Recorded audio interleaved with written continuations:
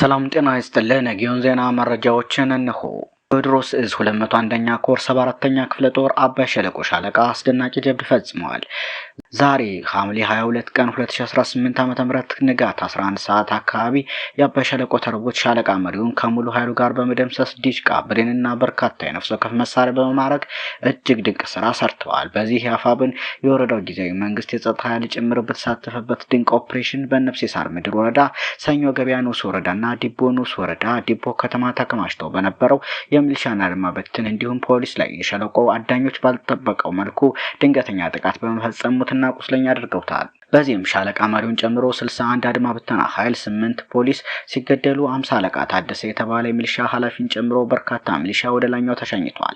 8 ሚሊሻም ቆስሎ ሆስፒታል ገብቷል። በኦፕሬሽኑም 1 ድሽቃ፣ 2 ብሬን፣ 79 ክላሽ፣ 5 መገናኛ ሬዲዮ፣ 2 የድሽቃ ሸንሸል፣ 5 ሳጥን የድሽቃ ተተኳሽ፣ በርካታ የብሬንና ክላሽ፣ 1 ኤፍኤስአር መኪና ሙሉ ሎጂስቲክ እንደጫና የተማረከ ሲሆን ከተገደሉት መካከልም ኢንስፔክተር አስናቀ የፖሊስ ጽሕፈት ቤት ኃላፊ፣ ኢንስፔክተር ወርቆ አድማ ብተና ሻለቃ አዛዥ፣ ነጋሽ ድሽቃ ተተኳሽ፣ ጀማል ኡመር አድማ ብተና ጋንታ መሪ፣ ኢንስፔክተር ወዱ የፖሊስ አመራር፣ ኢንስፔክተር ማሞ የፖሊስ አመራር ይገኙበታል። በተያያዘም የአንደኛ ኮር ዝክረ ሰማዕታት አንደኛ ዓመት መታሰቢያ በሜጀር ጀነራል ባንታ ባተ ተወርዋሪ ክፍለ ጦር በደብረ ታቦር ከተማ ታወሰ።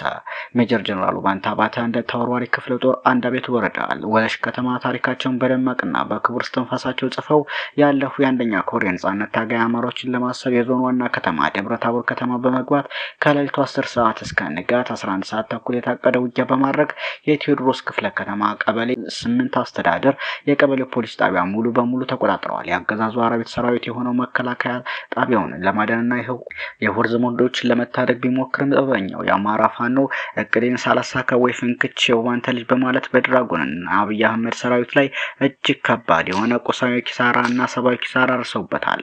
የሜጀር ጀነራል ባንታ ባተ ተወርዋሪ ክፍለ ጦር ይህንን ድል ያሳካው ሐምሌ 22 ቀን 2017 ዓ.ም አንድ አቤት ወረዳ ወለሽ ከተማ በነበረው ውጊያ ታሪካቸውን በደማቸው ጽፈው ያለፉ ሰማዕታት አማሮችን ለመዘከር ነው።